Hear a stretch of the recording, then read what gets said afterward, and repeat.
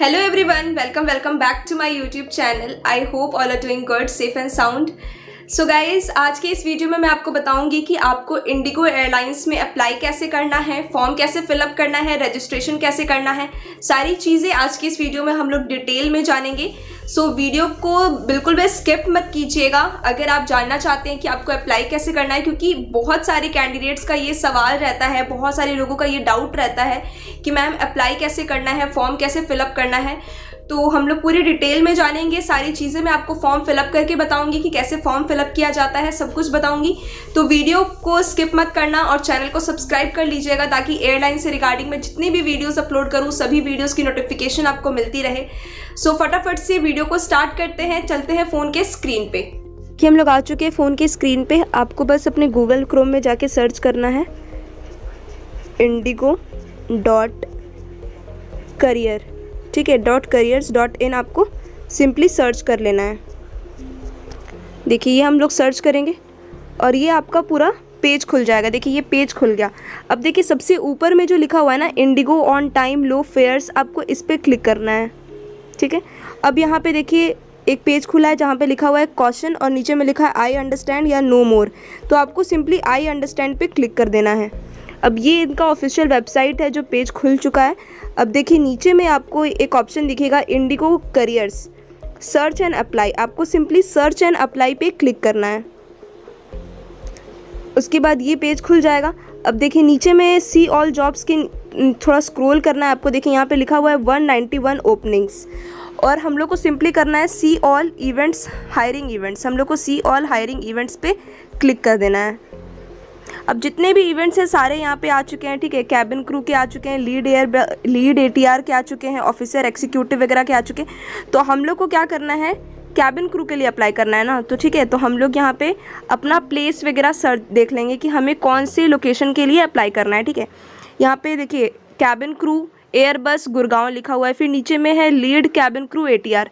तो हम लोग को लीड के लिए अप्लाई नहीं करना है, कस्टमर एग्जीक्यूटिव के लिए भी नहीं करना, हम लोग को सिंपली कैबिन क्रू एयरबस के लिए अप्लाई करना है। तो सबसे पहले आपको अपना प्लेस देख लेना है, ठीक है। आपको अपना प्लेस देख लेना है कि आपको कौन से जगह के लिए करना है। अब फॉर सपोज मैं एग्जाम्पल के तौर पर आपको बताती हूँ कि मुझे यहाँ पे देखिए 14 मार्च यहाँ पे दिल्ली दिया हुआ है, ठीक है, 14 मार्च दिल्ली। अब सपोज़ मुझे दिल्ली के लिए अप्लाई करना है तो मैं अप्लाई करके आपको दिखाती हूँ कि कैसे करना है। मुझे सिंपली मैं कैबिन क्रू दिल्ली वाले पे मैं क्लिक करूँगी। अब देखिए आप सोच रहे होंगे कि मैंने तो वहाँ पे 14 अप्रैल दिल्ली पे क्लिक किया तो यहाँ पे 16 मार्च इम्फाल क्यों आ गया। तो देखिए यहाँ पे आप जैसे जैसे स्लाइड करेंगे ना, आपको यहाँ पे सारे जगह का दिख जाएगा, तो आप यहाँ पे अपना ढूंढ सकते हैं। तो इतना टाइम क्यों वेस्ट करना है, हम लोग को सिंपली मैं आपको दिखाती हूँ। जब आप नीचे स्क्रॉल करते जाएंगे ना तो आपको यहाँ पे अपना देखिए दिख गया। यहाँ पे आप देख सकते हैं, देखिए 14 मार्च 2023 दिख गया है ना। तो उससे कोई फ़र्क नहीं पड़ता है, आप जो आपने सिलेक्ट किया वही यहाँ पे आएगा। तो देखिए सबसे पहले देखिए हम लोग यहाँ पे आ गए, क्लिक कर लिए। अब देखिए यहाँ पे सबसे पहले आपको क्या करना है ना, रजिस्ट्रेशन करना है, ठीक है।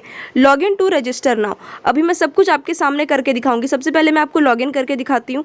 देखिए लॉगिन टू रजिस्टर नाउ पे करेंगे तो आपको सिंपली अपना ईमेल आईडी और पासवर्ड डाल करके लॉगिन कर लेना है, ठीक है। सिंपली लॉगिन कर लेना है।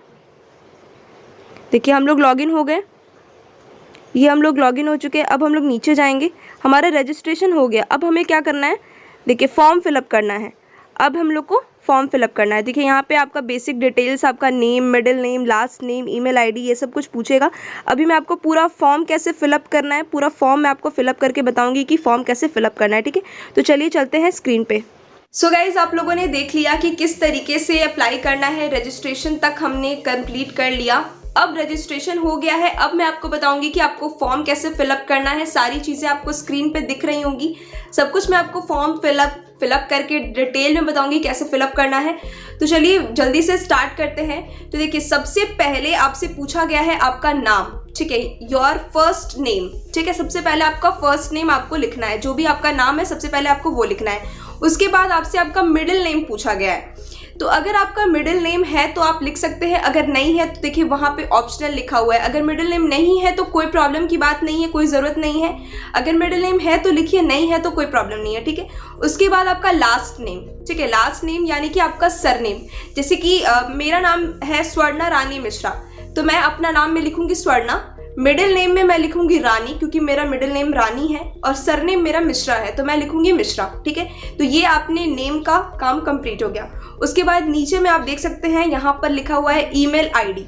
ठीक है, ईमेल आईडी लिखा हुआ है, तो आपको क्या करना है, आपको अपना सिंपली ईमेल आईडी वहां पे लिख देना है। एक्टिव ईमेल लिखना है, कोई ऐसा ईमेल मत लिखिएगा जो ईमेल बंद हो चुका है। वही ईमेल आईडी लिखिएगा जो आपके फ़ोन में लॉगिन किया हुआ है और जिससे आपको आराम से मेल आ सके। ठीक है, तो एक्टिव ईमेल ही आपको लिखना है, इस चीज़ का आपको ध्यान रखना है। ठीक है, ईमेल आईडी के बाद वहाँ पे आपसे पूछा जा रहा है एक्सपीरियंस इन ईयर, और नीचे में पूछा गया है इन मंथ। अब देखिए इसमें आपको क्या करना है, आपके पास एक्सपीरियंस है तो आप लिखोगे अपना एक्सपीरियंस, अगर नहीं है तो कोई प्रॉब्लम नहीं है। नीचे में लिखा हुआ है नॉट एप्लीकेबल फॉर मी।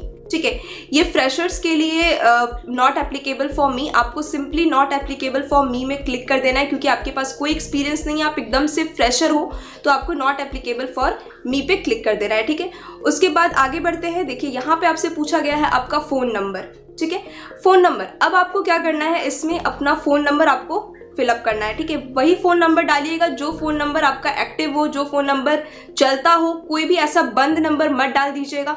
ये सब चीज़ें आपको फॉर्म फिलअप करते वक्त ध्यान में रखना है, क्योंकि देखिए आप एक बार फॉर्म सबमिट कर दोगे तो फिर कुछ नहीं हो सकता, इसलिए फॉर्म बहुत ही ध्यान से फिलअप करना चाहिए, बहुत ही अच्छे से इत्मीनान से फॉर्म फिलअप कीजिए। देखिए फ़ोन नंबर आपको फिलअप करना है, जो आपका एक्टिव फ़ोन नंबर है वो आप डाल दीजिएगा।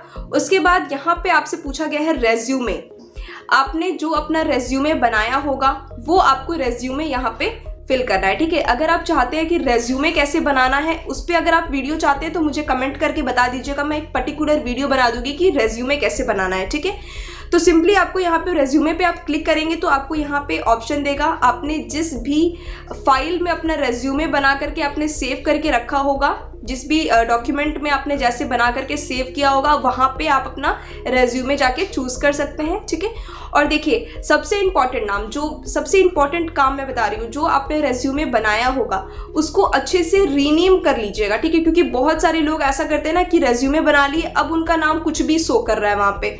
ठीक है, कुछ भी HTTP या कुछ भी शो कर रहा है, आलतू फालतू कुछ भी लिखा हुआ है, वही आपने सेव कर दिया, आपने रीनेम नहीं किया। तो जब आप फॉर्म सबमिट करोगे ना, वो आपका रेज्यूमे देखेंगे तो अच्छा नहीं लगता है। तो जो आपका नाम है उससे आप अपने रेज्यूमे को रीनेम करके सेव कर दीजिए, जैसे कि आप लिख सकते हैं स्वर्णाज रेज्यूमे। ठीक है, जो आपका नाम है उसके बाद आप वो रेज्यूमे लिख करके रीनेम कर लीजिएगा। ठीक है, रेज्यूमे वाला काम आपने कंप्लीट कर लिया। अब देखिए उसके बाद क्या करना है, नीचे आइएगा, स्क्रॉल करने पे देखिए वहाँ पे अब लिखा हुआ है परमानेंट प्रेजेंट एड्रेस। आपका प्रेजेंट एड्रेस आपको लिखना है। ठीक है, आप जहाँ रहते हैं वहाँ का आपको एड्रेस देना है। उसके बाद देखिए करंट सिटी, आप जिस सिटी से बिलोंग करते हैं वो सिटी आपको इसमें लिखना है। ठीक है, जहाँ से आप बिलोंग करते हैं वो सिटी आपको इसमें लिखना है। उसके बाद देखिए आपसे पूछा गया है स्टेट, आप कौन से स्टेट से बिलोंग करते हैं, जैसे कि मैं बिलोंग करती हूँ झारखंड से, तो मैं यहाँ पे क्या लिखूंगी, झारखंड। आप बिलोंग करते हैं, जहाँ से भी आप बिलोंग करते हैं आपको वो स्टेट का नाम लिखना है। ठीक है, उसके बाद देखिए आपसे पूछा गया है जिप कोड का मतलब होता है पिन कोड, आप सभी को पता होगा पिन कोड, आप जहाँ रहते हो वहाँ का आपको पिन कोड यहाँ पे डालना है। ठीक है, पिन कोड क्लियर हो गया। उसके बाद देखिए आगे बढ़ते हैं, वहाँ पे फिर आपसे पूछा गया है कंट्री। ठीक है, कंट्री आपको इंडिया सिंपली सिलेक्ट कर लेना है, इंडिया से आप बिलोंग करते तो इंडिया ही लिखोगे ना, ऑब्वियस सी बात है। उसके बाद देखिए ऑल्टरनेट कॉन्टैक्ट नंबर ऑप्शनल, यहाँ पे लिखा हुआ है ऑल्टरनेट कॉन्टैक्ट नंबर। अब आपको कोई दूसरा फ़ोन नंबर देना है, जो फ़ोन नंबर आपने पहले नहीं दिया है। ठीक है, ये चीज़ को आपको ध्यान रखना है, जो फ़ोन नंबर आपने दे दिया है उसको मत दीजिएगा, एक दूसरा कोई ऑल्टरनेटिव नंबर आप दे सकते हैं, अपने मम्मी का, पापा का, भैया का, अंकल का, जिसका भी देना चाहें आप दे सकते हैं, अगर आप देना चाहें तो, क्योंकि यहाँ पे लिखा हुआ है ऑप्शनल। देना चाहते हैं तो दे दीजिए, नहीं देना चाहते तो कोई प्रॉब्लम नहीं है, कोई ज़ोर ज़बरदस्ती नहीं है। ठीक है, आपकी मर्जी के ऊपर डिपेंड करती है। तो यहाँ तक आपने क्लियर हो गया होगा ऑल्टरनेटिव नंबर तक। उसके बाद देखिए नीचे में पूछा गया है जेंडर, अब आपको क्या फिलअप करना है, देखिए आप मेल है तो मेल, फीमेल है तो फीमेल। ठीक है, अदर है तो जो आपका जेंडर है वो आप फिल कर लीजिएगा। ठीक है, उसके बाद देखिए डेट ऑफ बर्थ यानी कि DOB। अब डेट ऑफ बर्थ में बहुत सारे को कैंडिडेट का प्रॉब्लम होता है कि कुछ भी मतलब जैसे अपने मन से डेट ऑफ बर्थ लिख देते हैं, वो चीज़ आपको नहीं करनी है। वही डेट ऑफ बर्थ लिखिएगा जो आपके डॉक्यूमेंट्स पे है, यानी कि जो आपने बचपन से आपके स्कूल कॉलेजेस में आपका जो डेट ऑफ बर्थ लिखते आ रहे हो, आपके आधार कार्ड पे, पैन कार्ड पे जो डेट ऑफ बर्थ लिखा हुआ है वही डेट ऑफ बर्थ लिखिएगा। क्योंकि ये फॉर्म जो होता है ना, आप सबमिट कर दोगे उसके बाद आप कुछ नहीं कर सकते हो। फॉर्म एक बार सबमिट हो गया तो सबमिट हो गया, फिर कुछ चेंजेस नहीं हो सकता है। इसलिए फॉर्म को अच्छे से फिलअप कीजिएगा, मैं बार बार आपको बोल रही हूँ, ठीक है।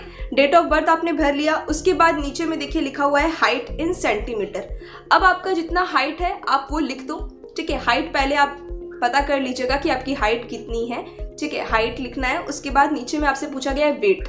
अब वेट आपको अपना लिखना है, जितना आप अपना हाइट लिखना है और अपना वेट आपका कितना है वो आपको इसमें लिखना है, ठीक है। हाइट और वेट हो गया। उसके बाद देखिए नीचे में फिर आपसे पूछा गया है कि do you have a pan card. अगर आपके पास पैन कार्ड है तो आपको यहाँ पे लिखना है येस, और अगर पैन कार्ड नहीं है तो लिखना है नो। कोई प्रॉब्लम नहीं है, अगर नहीं है तो लिख दो नो, अगर है तो लिख दो येस, ठीक है। उसके बाद पूछा गया है नेम एज पर आधार कार्ड। अब आप पूछा गया है कि आपका आधार कार्ड, नेम एज पर आधार कार्ड, आपका जो नेम है आधार कार्ड का वो आपको यहाँ पे लिखना है, ठीक है। उसके बाद नेम एज पर आधार कार्ड में आपको येस और नो ही लिखना है। आपसे पूछा गया है कि आपका आधार कार्ड है तो आपको लिखना है येस, और अगर नहीं है तो लिखना है नो, सिंपली, ठीक है, और कुछ नहीं करना है। उसके बाद पूछा गया है कि do you have a passport. आपके पास पासपोर्ट है, अगर आपके पास पासपोर्ट है तो लिख दीजिए येस, और अगर पासपोर्ट नहीं है तो लिख दीजिए नो, ठीक है। क्लियर हो गया। उसके बाद देखिए passport issue date if applicable. आपका पासपोर्ट कब इशू हुआ वो डेट आपको लिखना है, और अगर आपको नहीं पता तो सिंपली लिख दो नॉट एप्लीकेबल फॉर मी, क्योंकि यहाँ पे लिखा हुआ है कि passport issue date if applicable. अगर है तो, नहीं है तो नॉट एप्लीकेबल फॉर मी वाले डब्बे पे आपको सिंपली क्लिक कर देना है और कुछ नहीं करना है, ठीक है। आगे बढ़ते हैं। देखिए passport expiry date if applicable. आपके पास पासपोर्ट होगा तो उस पर एक्सपायरी डेट लिखा होगा, है ना। अगर पासपोर्ट है तो उस पर एक्सपायरी डेट आप देख के यहाँ पे फिल कर सकते हैं, और अगर नहीं है एक्सपायरी डेट, पासपोर्ट नहीं है आपके पास, तो लिख दीजिए सिंपली कि NA लिख दीजिए, ठीक है। क्या लिखना है आपको? NA का मतलब होता है नॉट एप्लीकेबल, ठीक है। अगर पासपोर्ट है, एक्सपायरी डेट उस पर है तो आप लिख दीजिए, और अगर पासपोर्ट नहीं है आपके पास तो लिख दीजिए NA नॉट एप्लीकेबल। क्लियर है? मैं बहुत ही क्लियर तरीके से आपको बता रही हूँ। आई होप आपको क्लियर होते जा रहा होगा। कोई भी डाउट है, कुछ भी है, फटाफट से कमेंट कर दीजिए, मैं तुरंत से आपका रिप्लाई कर दूंगी, ठीक है। उसके बाद देखिए फिर नीचे पूछा गया है कि पासपोर्ट एक्सपायरी डेट तक क्लियर हो गया। अब पूछा गया है आपसे फादर्स नेम। फादर्स नेम, आपको अपने फादर का नेम यहाँ पे लिखना है, पूरा नेम लिखना है आपको अपने फादर का। उसके बाद पूछा गया है मदर्स नेम, ठीक है। फादर का नेम लिख लिया आपने, उसके बाद अपने मदर का नेम लिखना है, आपको अपनी मम्मी का नाम लिखना है। उसके बाद देखिए पेरेंट्स गार्जियंस कॉन्टैक्ट नंबर। अब आपको अपने पेरेंट्स का, आपके पेरेंट्स का कॉन्टैक्ट नंबर मांगा गया है, ठीक है। तो अपने फादर का, अपने मदर का, जिसका भी आप कॉन्टैक्ट नंबर देना चाहते हैं आप यहाँ पे उनका फोन नंबर लिख दीजिएगा। उसके बाद देखिए क्या पूछा गया है कि how did you get to know about the cabin crew interview today, ठीक है। आपसे पूछा गया है कि आपको कैबिन क्रू इंटरव्यू के बारे में कैसे पता चला। तो आपको कैसे पता चला? गूगल के थ्रू पता चला, इंस्टाग्राम के थ्रू पता चला, जैसे भी आपको पता चला तो आप यहाँ पे वो लिख सकते हैं अगर आप चाहो तो, कोई प्रॉब्लम नहीं है, ठीक है। रेफरेंस फॉर इंटरव्यू लोकेशन, ठीक है, रेफरेंस फॉर इंटरव्यू लोकेशन। अब यहाँ पे आपसे पूछा गया है कि इंटरव्यू लोकेशन रेफरेंस किसी के थ्रू आपको पता चला तो आप लिख सकते हैं, नहीं कोई प्रॉब्लम नहीं है, कोई दिक्कत नहीं है, नहीं लिखना है कोई प्रॉब्लम नहीं, मत लिखो, कोई दिक्कत नहीं है, ठीक है। उसके बाद ये आपने क्लियर कर दिया। देखिए आप जब इस पर क्लिक करोगे ना कि how did you get to know about the cabin crew interview today, तो जब क्लिक करोगे तो वहाँ पे कुछ ऑप्शंस आपको दिखेंगे, ठीक है, कुछ ऑप्शंस आपको दिखेंगे, उस पर आपको सिंपली क्लिक कर देना है।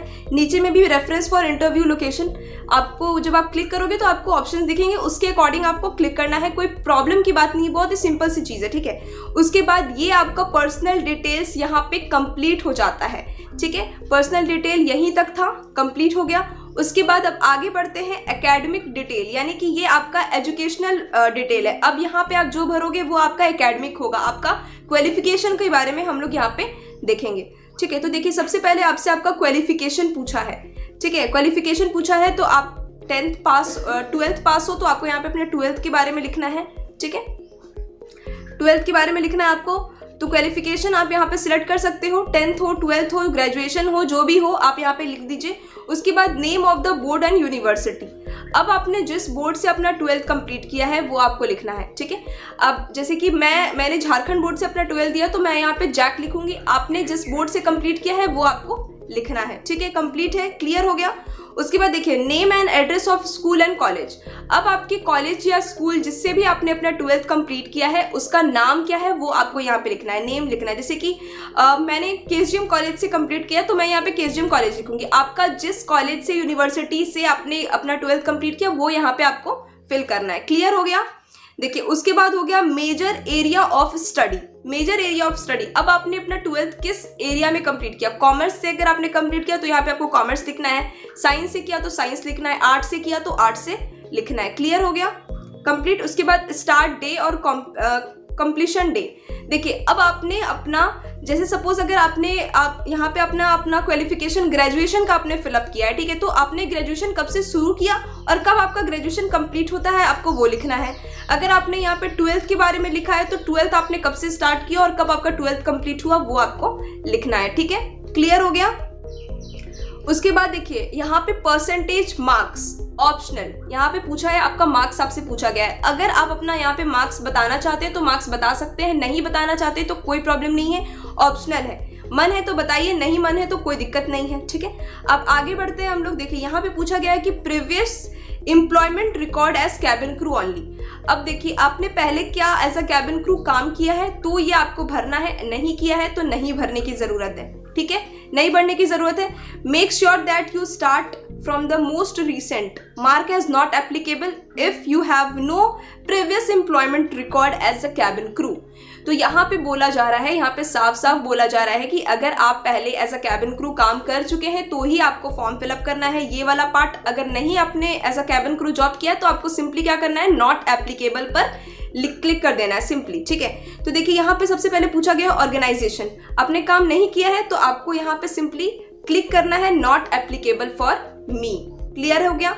उसके बाद देखिए पूछा गया है डेजिग्नेशन, आपको सिंपली क्लिक करना है नॉट एप्लीकेबल फॉर मी, क्योंकि आपने काम तो नहीं किया तो आप कहाँ से फिलअप करोगे, नॉट एप्लीकेबल फॉर मी पे आपको सिंपली क्लिक कर देना है, ठीक है। उसके बाद फॉर्म, फ्रॉम यानी कि कब से, आपने काम नहीं किया, not applicable for me, too, फिर नीचे में आपको क्लिक कर देना है नॉट एप्लीकेबल फॉर मी, ठीक है। उसके बाद पूछा है total flying experience in month, ठीक है, आपको सिंपली यहाँ पे लिखना है NA, क्योंकि यहाँ पे नॉट एप्लीकेबल फॉर मी करके कोई ऑप्शन पे क्लिक करने का ऑप्शन नहीं आया तो आपको सिंपली क्या करना है, NA लिख देना है, ठीक है, not applicable for me, clear हो गया। उसके बाद देखिए, उसके बाद ऑप्शन आता है एक siblings blood relation working with IndiGo as a cabin crew. ये इसमें बोला गया है कि please mark not applicable if you have no siblings blood relation working with IndiGo as a cabin crew. इसमें ये जो पूछा गया है ना, इसमें बोला जा रहा है आपसे कि क्या आपके कोई सिबलिंग्स, कोई भाई बहन, कोई भी आपका सिबलिंग्स ब्लड रिलेशन जिससे आपका खून का रिश्ता हो, क्या वो एज अ कैबिन क्रू काम कर रहे हैं। अगर कर रहे हैं तो आपको उनका नाम और उनका डिटेल्स बताना है, और अगर नहीं कर रहे हैं तो सिंपली आपको नॉट एप्लीकेबल फॉर मी पे क्लिक कर देना है, ठीक है, क्लियर है। ध्यान से सुनिए और ध्यान से फिलअप कीजिएगा, ठीक है। Name, employment, IGA code, base, ठीक है, इन सब में आपको क्या करना है, NA लिखना है, ठीक है, क्या करना है, NA लिखना है, नॉट एप्लीकेबल आपको इन तीनों में लिख देना है, क्लियर हो गया। नेम में आपको NA लिखना है, एम्प्लॉयमेंट IGA कोड में भी आपको NA लिखना है, और बेस में भी आपको NA लिखना है, क्योंकि ये आपके लिए एप्लीकेबल नहीं है, ठीक है। आगे बढ़ते हैं, interview history with Indigo. Interview history with Indigo, अब देखिए यहाँ पे पूछ रहा है कि मोस्ट रिसेंट अटेम्प्ट डेट, क्या आपने कभी इंडिगो के साथ इंटरव्यू पहले दिया है। अगर आपने दिया है तो आपको यहाँ पे लिखना है अपना वो इंटरव्यू का डेट आपको लिखना है, ठीक है, और आप रिजल्ट में आपका इंटरव्यू आप क्लियर किए थे तो यहाँ पे लिखना है, और अगर नहीं क्लियर किए थे तो आपको लिखना है, ठीक है। तो देखिए आपने अगर पहले इंटरव्यू दिया है तो आप लिखोगे, अगर नहीं दिया है तो आपको सिंपली यहाँ पे NA लिखना है। क्या लिखना है, NA, नॉट एप्लीकेबल। क्लियर हो गया, मैं काफी क्लियर हूँ, आई होप आपको समझ में आ रहा होगा। आगे बढ़ते हैं एडिशनल डिटेल्स पे। एडिशनल डिटेल्स आपको बहुत ही ध्यान से भरना है, इसमें बिल्कुल भी गलती मत कीजिएगा क्योंकि बहुत इंपॉर्टेंट होता है ये। अब आपसे पूछा जा रहा है कि do you have any visible tattoo और स्केर्स, क्या आपके बॉडी में कोई टैटू है? अगर है तो आपको लिखना है यस, अगर नहीं है तो आपको लिखना है नो।